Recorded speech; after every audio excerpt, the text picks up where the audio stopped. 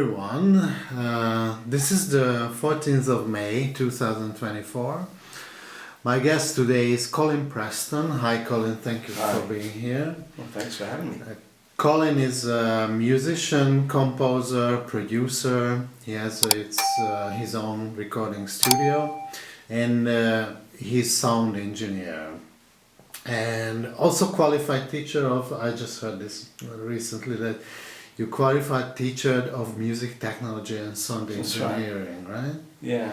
Okay, but now you live in Spain, so we do this interview in Spain. Thank you again. Yes. I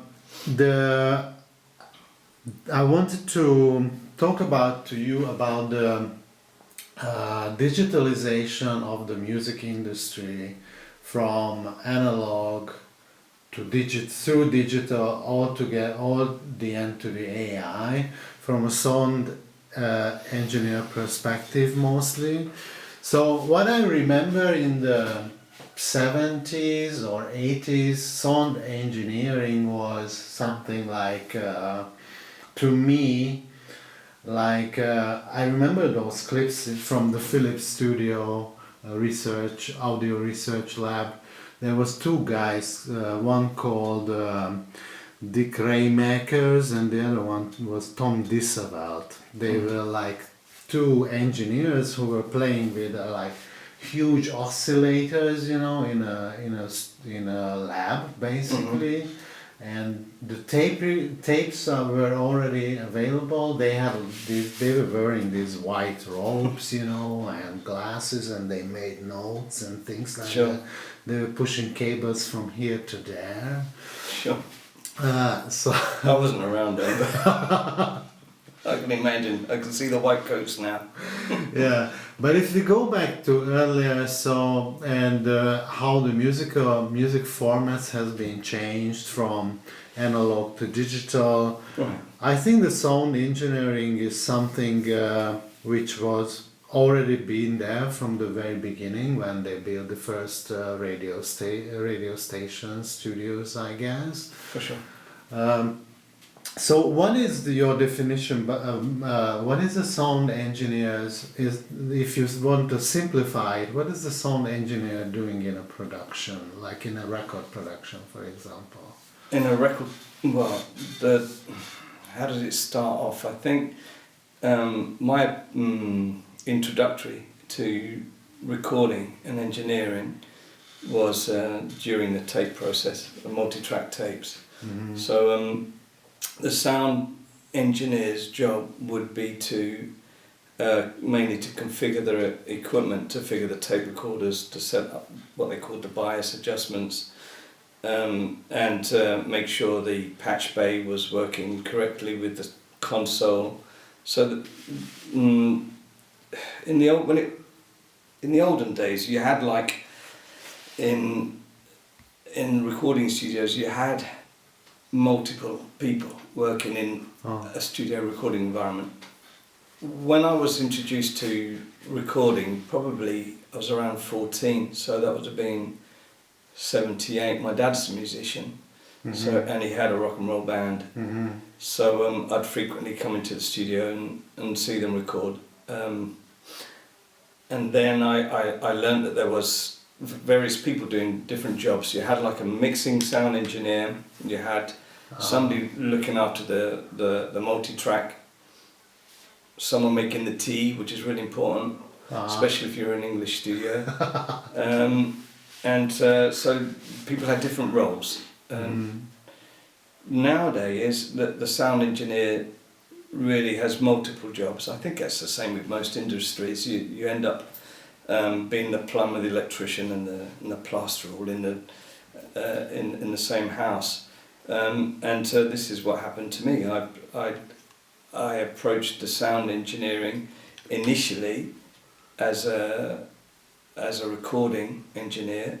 Then I switched into mix engineer, and after mix engineer, I'd go into the production, and then production would go into mastering. So there's kind of like it's changed. The sound engineer's job has changed during the years because of the technology. Really, I mean, it's been made easier to became like such a big process now of this of like it has to be divided to different parts. Is that what you're saying? Like everybody is doing like a smaller segment now. You're still getting that. I mean, you're still getting engineers that are like specialising. An engineer may specialise in just the in configuration, for example, especially in the digitisation of studios. There are people that are needed in that area just to configure. Setup. It can be very complex and it's very tech based really.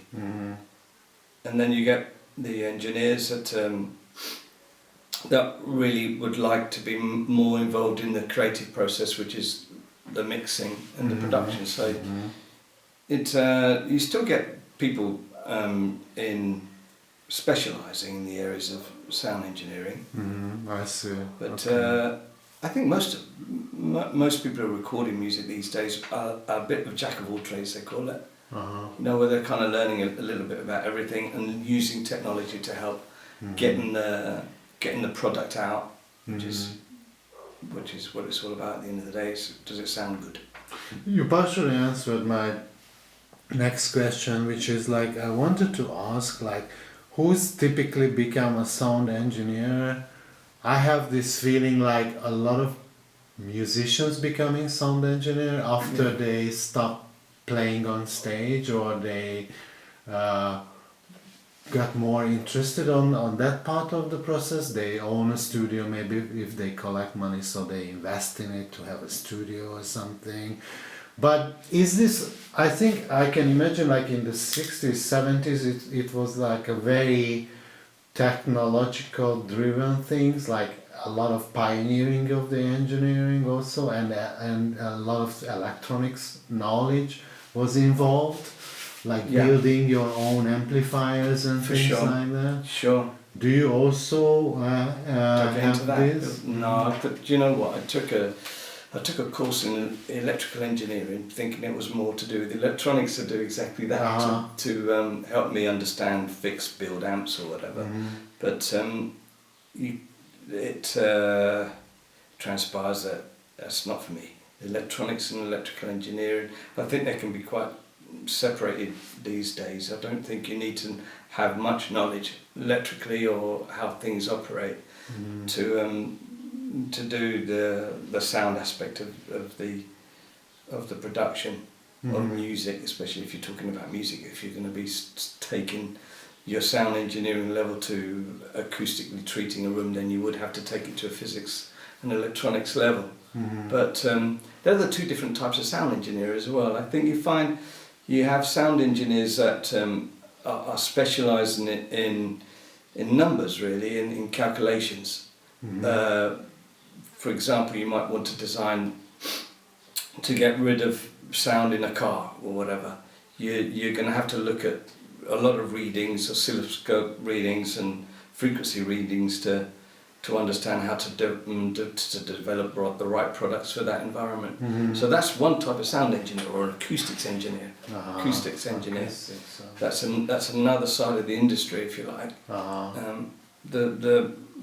I've always been involved in the sound side, the music side of the industry. So they're kind of a little bit separated, really. Well, they're quite a lot separated. One's physics, mathematics, and the other one's more about creative process and listening process. And if you have musical skills, then all the better. So it does help you make decisions a lot quicker if you know what you're recording. So that's I've always preferred that side of the business of sound engineering. The other one's too complicated for me.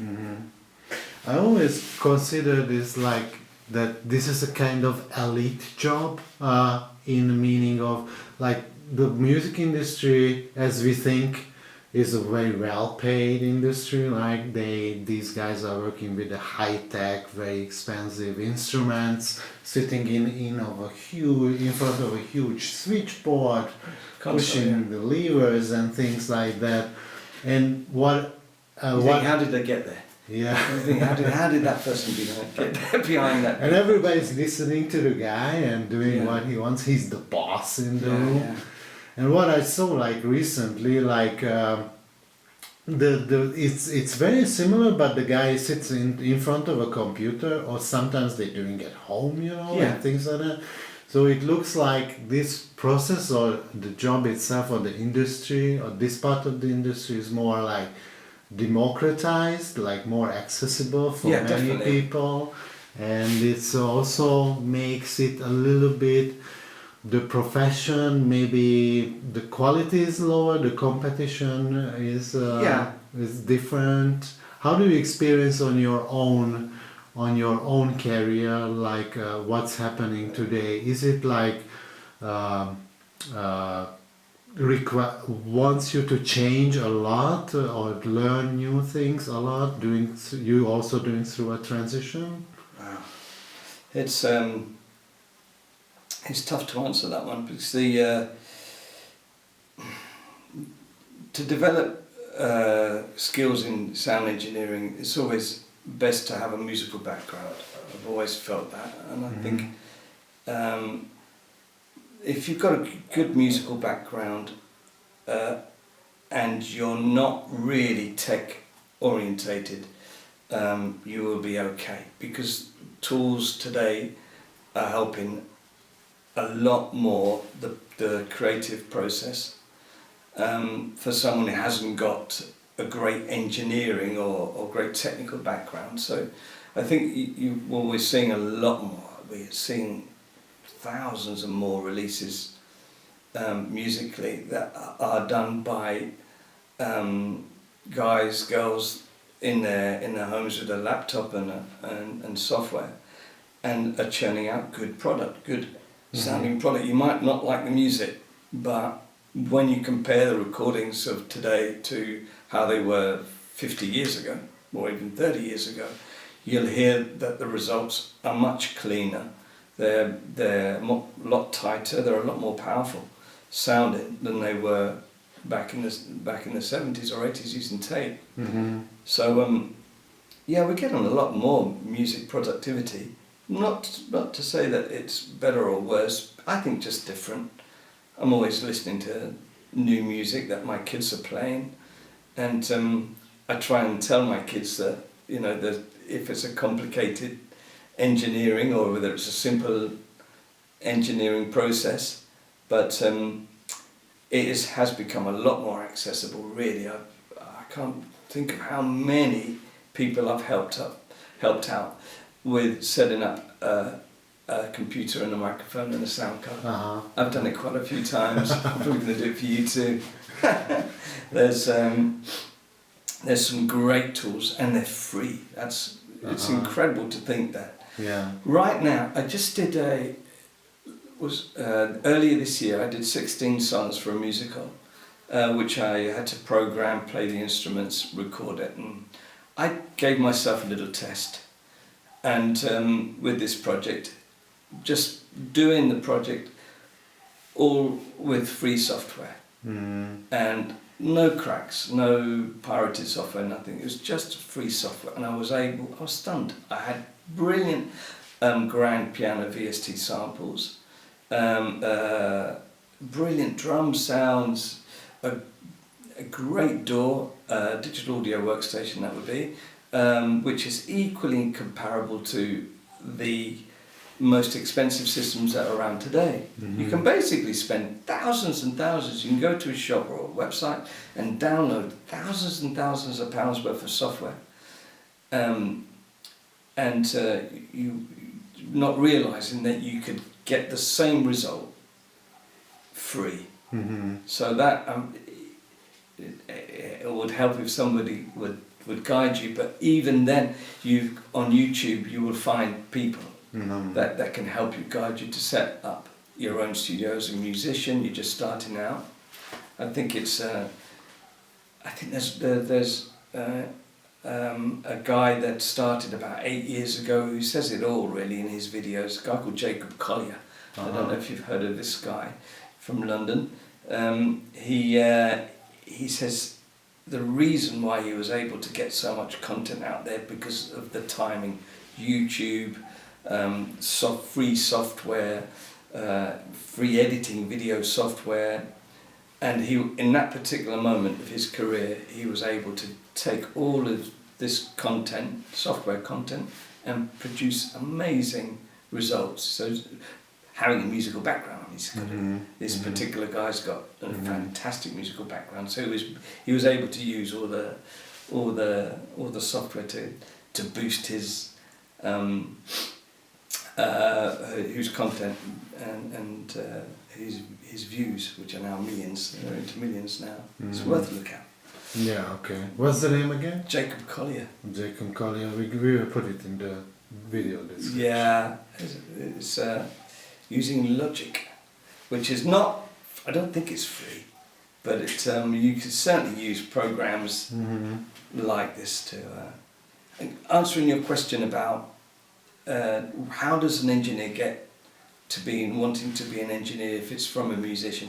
I think most musicians love playing an instrument, but they also love playing with toys. It's just they like playing with their amps, they like playing with pedals, playing with sounds on their synthesizer. It's a very normal thing for people to enjoy playing. Creativity, seeing things happening, changing with a touch of a button or turning of a knob or whatever. And certainly my interest with mixing consoles, when I first saw a mixing console, I thought, my God, there's so much I can touch here and move and saw all reverbs and delays and various effects.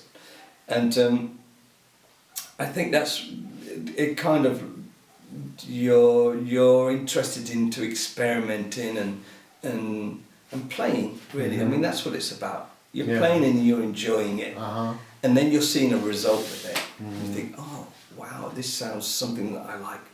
I've been hearing years ago that I liked from a band that I used to like, and then you just start relating to your playing with songs that you've heard on the radio that you liked, or songs that you've got from your own albums, and you think, wow, you can be part of this great creative process.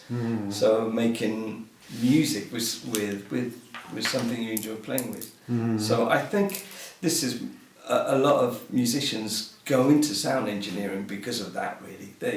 It's a discovery process, and the more you do it, then the more you like to experiment, and then the more you like to help other people, the more you like to record. I never really set out to be a sound engineer at all. Just I was a musician for years and a player, and it was the interest of seeing the technology that really sparked my attention. So, and I guess I must have been the same like most musicians that end up being sound engineers. There's very few that go into sound engineering that are not from a musical background. If they do, they're more on the technical aspect, and most of them, that if they get into engineering without having a musical background, they're generally better at other things, like configuring the maths behind them, and being more organised. Most musicians and creative people are terribly organised. They don't fold or anything, they don't create labels and write things. Most of them are like that. I am one of those. This is also very interesting from that aspect that the music industry is such a huge money-making machine, and it's probably since since the 40s, probably when the first records were pressed, I guess, and the radio stations started to broadcast songs. But the business model behind that went through on different transitions. So the musicians paid by royalty, which is calculated based on the plays in the radio stations and bars and things like that. And then the sold of the records, the number of the records they were selling from the record company, and then they played by for the concerts and for the gigs and other shows and things like that. So I think the TV, for example, was also bringing like a big change in this. Yeah. It was another revenue, wasn't it? It was And then the different mediums were coming out after the records, the audio cassette. Then, Sure. Actually, I just found something which called like 8-track or something like Yeah. that. It was also Was a it type 6-track? of 6-track. Yeah, I think it was what you used to have in the car. I didn't have one, but I remember seeing them in older cars. In the US typically, no? In England. In England also? Yeah, they used to have 6-track players. Okay. Was that 8-track or 6-track? I can't remember. Well, anyway, I'll check that out later. but that was also like a magnetic tape in it, right? I think so. Yeah. I'm not too sure how that worked, Mm-hmm. but I do remember they existing. They're just the same as mini discs. They didn't last for very long, I don't think. And then CDs, and these were like write protected most of the Yeah, right. time. Protected, I guess so. Yeah. But now, after it's to make copies of the musical records were becoming so easy when the digitalization started with the MP3s and the recorded CDs and things like that. The whole thing has been changed. Yes. And I remember when I in the late 90s there was this Napster thing. Yeah. It was one of the first MP3 or file exchanger, peer-to-peer file exchanger Yes. service. There was a big deal around that, and many big bands or how successful bands were coming up against that. That's right. And that's when they started to think about like this recording or this industry has to be regulated. Yeah. But I think this regulation didn't work too well. I don't think it worked. And now almost everything is free or very easy to access through the streaming services. So for example, we have the Spotify. I think that's the best thing. I listen a lot of music, but I think the Spotify is the best thing in the music industry happened to me as a user. Yeah. Because my issue was always to find good music, new music, New music. So I didn't have time to go to the record store, checking out the albums, listening to them. And this algorithm is suggesting to me. So it's easy to find good new musics, which I like, kind of. But it's $9 the subscription fee per month. I think it's gone up. Yeah, it's gone up. And I can access anything, yes. right? So how is this impacted your work and the musicians' work? What do you think? Well, initially, Napster, going back to Napster, I think that impacted a lot of studios in London and producers in London when I was working there. It was between 94 and 99. Mm-hmm. And the internet was just starting to take off, really. And I saw that basically there was just less money being invested from record companies into new artists. Mm-hmm. And generally my work was from there, really. It was from labels investing in new talent. Mm-hmm. To sculpture or to make ready their product. And when Napster came along, another download, I think a lot of record companies just shut shop. They're okay, we won't have that department anymore, and concentrate on the labels, on the artists that we've got, and digitize them in some way. And so that affected a lot of the recording industry. I just remembered it from one year to the next. You'd have a big recording studio that was charging $1,200 a day, suddenly charging $400 or $500 a day. Mm-hmm. It kind of almost collapsed. Mm-hmm. Especially the mid to large studios. I was kind of like from small to mid studio, that was mine. But the mid to large, they were collapsing. The large ones were able to maintain because they already had a great client base and they could change the technology or whatever. But between the mid and large studios, I think the majority had to shut down. Or they were merging to bigger ones sometimes. Maybe. Yeah, or just reduce their costs. Like myself, I was the one who shut down. I had 2 studios in '99 in West London, and I just kind of felt the whole industry was changing at that particular time. I thought, wow. That was a kind of panic, no? There was a kind of panic. Yeah, and there was a lot of like pirate radio stations were panicking, and that helped the music industry quite a bit. There was the advertising stopped there, and in general the smaller record labels were just giving up. They're just selling out. So eventually we just have a dozen major record labels that are actually running the show really. Spotify, I remember when that came out. I think that came out in 2003 probably, or 2002, something like that. Spotify. I remember signing up for it and thinking, "There's not enough music. There's not enough music here. This won't last." But they clawed and they worked hard at it, I guess. And now it's the biggest. I would consider to be the biggest record label ever. I mean, you like you said, you can. I don't think it's changed much. My personal view, I'm 59 and I don't use Spotify that much, I have to say. I would prefer somebody tell me about a record or tell me about an artist, and then I would go and investigate it. I think it's like entering a huge sweet shop and not really knowing what to pick. So you've got so much choice, and and then in the end it's just confusing. Or you start listening to something for 2 minutes, and then it'll drive you. You'd probably be watching something on the right hand side that you may be just as interested in listening to. So it doesn't maintain, for myself, it doesn't maintain my interest.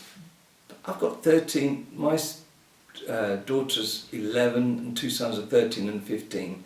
Now they would listen to the same album on Spotify for weeks on end. How do you explain that? They've got billions of tunes that they can choose, and every time I get in the car they're listening to the same record, and I'm thinking, that's what we used to do when I was 13 and 15. Yeah, kids it's a human behaviour. I'd just have a tape. I'd be listening to the same record, again and again and again and again, until I knew every word and every little riff. So I'm thinking, has it changed much? I don't think so. I'm trying to say, Liam, listen to music from the 50s, 40s, anywhere. There's so, but of course, if you're not in an environment where your friends are telling you to listen to something, you won't even know about that they exist, or you won't. And I'll every now and again I'll try and introduce them to a song from, I don't know, or an album from the 70s, 80s, 90s or whatever, and they'll listen to it, they go, that's nice, turn it off, back to the same album that they were initially listening to. So I don't think it's changed much as far as how people perceive music or how they want to listen to music. Don't think so. Just because you can get to it, it doesn't mean that you're going to go and use it. So I certainly think that we're spending less. We're spending less on music. I used to buy 2 CDs a month or something like that, or 3 CDs a month. Yeah, to think about that, I was just calculating, when I was buying CDs were very expensive, especially in the beginning. Yeah, when 10. It was technology was relatively new. Yeah. It was like £10 or like 20 euros or something for a new release. Ooh. Yeah. And then it started slowly getting cheaper when I think pressing was easier to do in other in smaller studios as well. Yeah. So when you were able to buy CDs in fuel stations and stuff like that, that was already a different I remember when I got my first CD burner Yeah. at home, and the friends were coming, bringing their own CDs, you know, to make a copy out of it. Yeah. And you know, like it's got so much accessible. But when I check those CDs which I was burning like 10 years ago, those CDs cannot be played anymore. But they just won't work. They just, I they, found that as well. they cannot be played.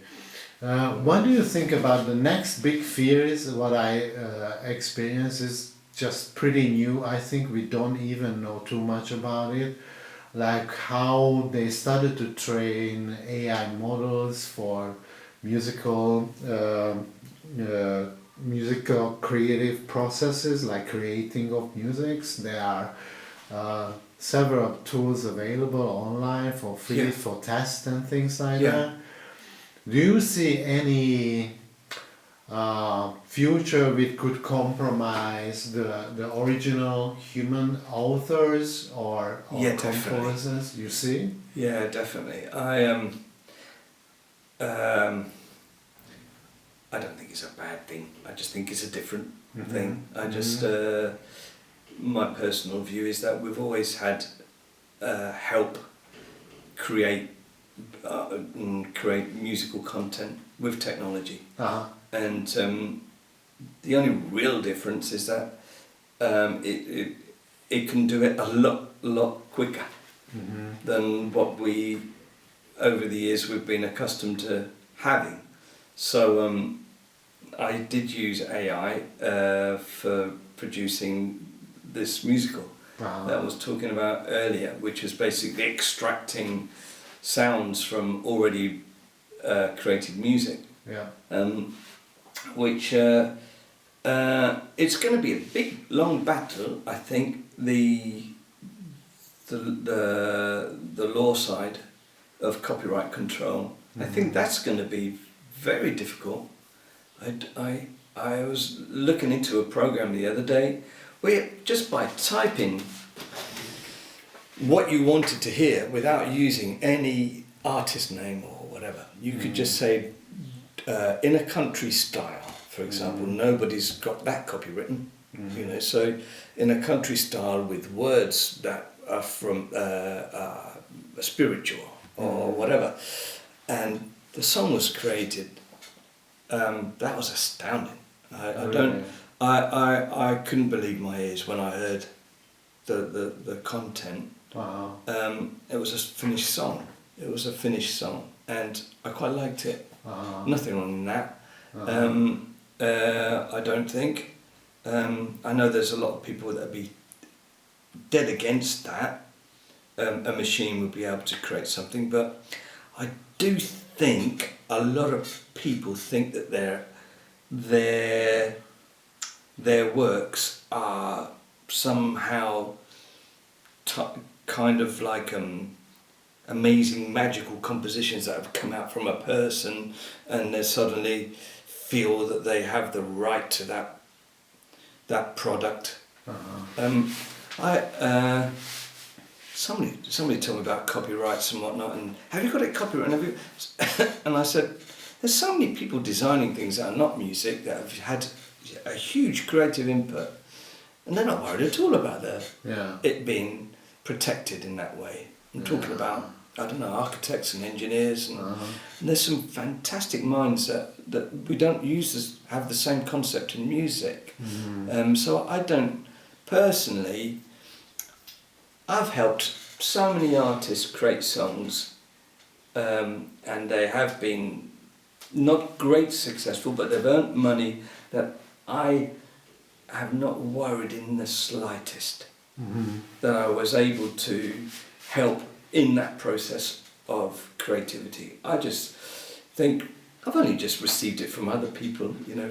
It's not exactly mind-blowing rocket science. It's just we listen to things, we collect chord sequences in our head, we collect melodies, excerpts of melodies, and I've never been an engineer composer that has been panicked about that's my product.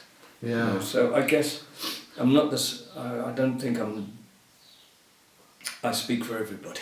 Yeah. I think there's a lot of people who would feel that if they've written up, you know, a dozen words, created a melody and put a chord sequence behind it and say that that is art and that is mine and nobody should make money from it. I'm not that way. It was very, I remember some copyright claims, like for example, someone used this sequence in this song, which Right. was authored by me, and they would try to prove it on court. Yeah, Ed lawyers. Sheeran and the Marvin Gaye process were those only recently, wasn't it? There's two. Well, that's So which is already very difficult, I think, to prove.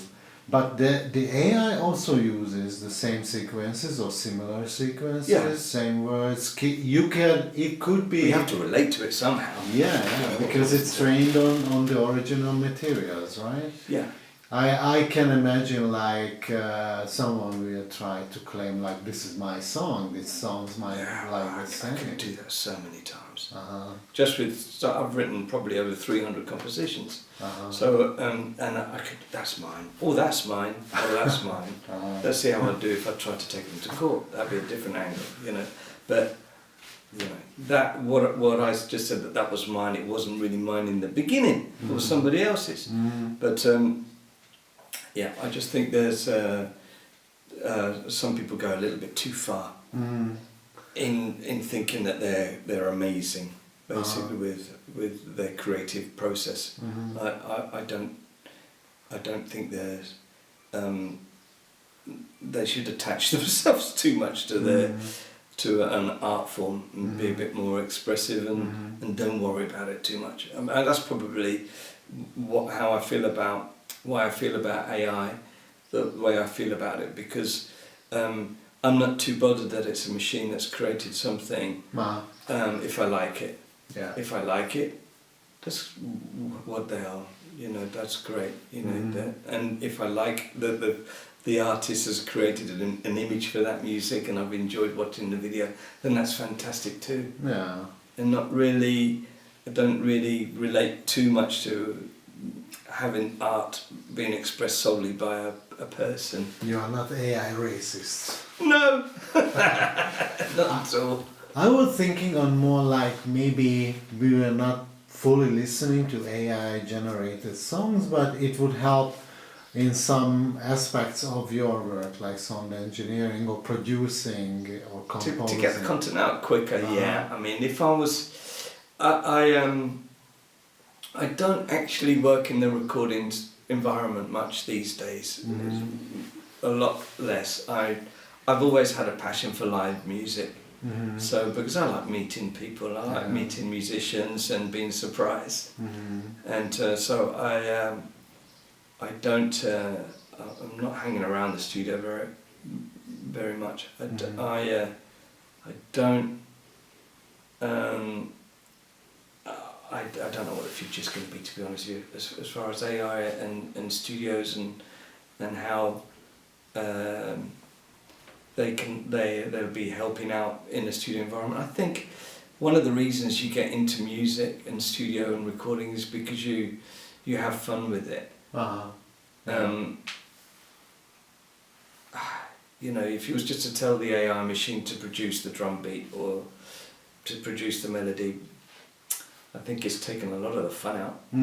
So you could still make it and you probably could still sell it. I think in the end those jobs would be very, very short if somebody's making money out of them now. You know, because in the end somebody would be able to do it at their home, no problem at all. You know, so I've got no problem in helping anybody out with AI tools. I just don't think it's going to be. I don't think it's going to be an area in the industry that.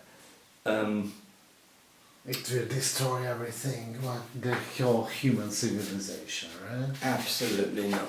Absolutely not. In Japan, the CD sales was like significant last year, and also I saw many movies like they are promoting or kind of have the audio tape, the audio cassette like in a car, for example, they are listening. There was this new movie of so they in the audio cassette. So it seems like these formats are also coming back. I can understand why. What do you think? Why Is that? Because I think it displays or it helps people to understand someone if they buy product. You know, if you, I mean, I walked into your room today and I don't know what you like. I don't see anything musically or that. I'm sure that if we turn back the years, you'd have your vinyls here or you'd have your CDs here. And this is something that helps us identify ourselves. Okay. I don't think you go into somebody's house and show them your computer and say, that's who I am. Yeah. And I think there's a lot of like books. People go out and buy books and read books and they put them on their shelves and it helps them to discover who they are because they're seeing something there. And somebody comes in and, oh, you've got that record. There's an instant talking point. Yeah. I think it's like clothes, isn't it? You dress in a particular way that sometimes, not all the time, but sometimes it's an image that you have, and this is who you are, and this is how you like to express yourself. Well, I think we're losing that. We're losing a little bit of having everything in the box and everything on the phone. All your photos in a phone and not on you don't go into somebody's house and see lots of photos on the table anymore. Yeah. So you can say, oh, is that your daughter? How old was she there? Or whatever. So everything's so in the phone. Nobody have the phone for an hour to look at, and do you know what I mean? And that's who I am. Browse through my Spotify. Go through my Spotify playlist, go through this and then do it. So, but people do like to sort of express who they are through.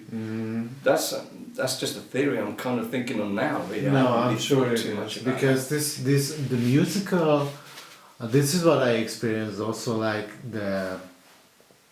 what you like, what kind of music you like. It's a very strong identification factor. It identifies you with a group of people, right, who like the same kind of genre, and also like you distance yourself from other people. Like, oh, those are like the rock music. I hate rock music. That's right. I love jazz music. Even though you might like a little bit. So yeah, that's very almost like a political view, almost like you are a Democrat or Republican or whatever. That's right. Or Labour. Yeah, I think I'm missing that. I'm missing being represented in some way. Yeah. You know, when somebody I remember when when I was working in London as an engineer producer. The people would walk into my studio and the first place they would go to was my CD rack. And they'd look through, wow, you've got that. Wow. And there was some way that it made some of the clients come in and feel more comfortable. They felt that they knew me already. Just because of what I was representing in my musical taste, if you like. And it was there on the wall because it meant something. If I just downloaded it, it just wouldn't have the same quality, I don't think. I don't think it has the same message. So I can understand why people would want to buy CDs again. They'd want to get hold of vinyl again. And I think there's something to be said about holding something whilst you're listening to something. Yeah. I don't know whether young kids could or our new generation will feel the same. If they have something that they can hold and look through or read whilst they're listening, you know, different to a mobile. Yeah. That's one. I have to live with 3 kids on 3 mobiles now. And it's really a testing time for me to know how to deal with this. I think a lot of parents are going through this, aren't they? With how long should I let my child have a mobile for? And I can't help but think that the mobile is our newspaper, is our mini CD player or Walkman, is our crossword and whatever, is our phone, is our time sitting in front of the telly. All those things is exactly what we used to do, but we did it in different places or in at different times or whatever. That is all the phone now. The whole of what we used to do individually is the phone. So how do I stop my kid from doing one of those things that we were doing all day? Yeah. You know, from going for video to listening to a song, to chatting with a friend, to playing a game. My goodness. So, and I did think about it. I thought, maybe I should just buy them an iPod for listening to music, you know, have the telly with videos. It's just really strange. So it's a tough one. But I'm kind of allowing them to use the phone more, just keeping an eye on it really. And I would say to my older son, are you looking at the football results a bit too much now? And he would say, you're right, Dad. I've got to stop that. And so I'd put him in check a little now and again to change sources. Just like my mum used to say to me, you've been on that television for 2 hours now. You know, been watching that TV. It'd be just the same thing. It's to try and move around. As a sound engineer, do you have like favorite era or favorite record label or musical genres to listen to based on the quality of the song? Yeah, definitely. Or what would you recommend to people who are a little bit like audiophile? Let me put like that, or would like to hear like quality sound engineer musics? Well, I think the quality of recordings nowadays, in general, most of them are great. It's very difficult to pick out one. I can't pick out one engineer, to be honest with you, and say he's great, listen to his stuff, because just so in the nature of the software, and it's all in the box, they call it. When you're mixing in the box, you don't have to deal with noise issues, and you can basically EQ anything without any problem, and it will sound great. You have a thing called dynamic EQs, which you didn't have in the past. But there are some definitely in my learning of being a sound engineer. There were a couple of engineers that really did make a change. That was George Massenburg, who I idolised.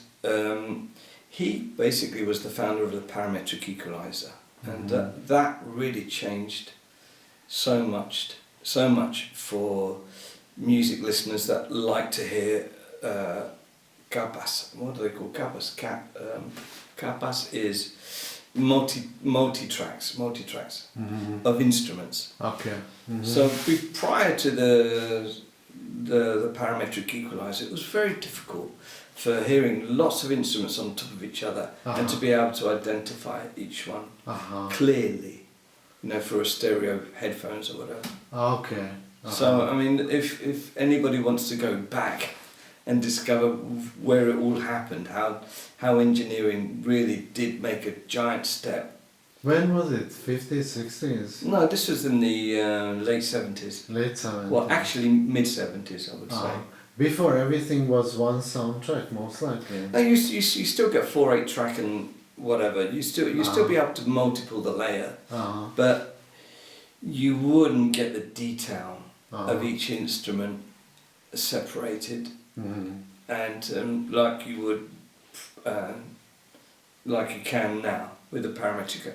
The parametric equalizer has probably been the most important invention in sound engineering for making music. Wow. It's the one key thing that I use nearly every day in my music production and sound engineering. I will go to a parametric equalizer, I would look for a frequency that is either clashing with another instrument that has the same frequency, and I would be able to decipher which one I need to take out or which one I need to increase or whatever. But mainly it's a subtraction thing.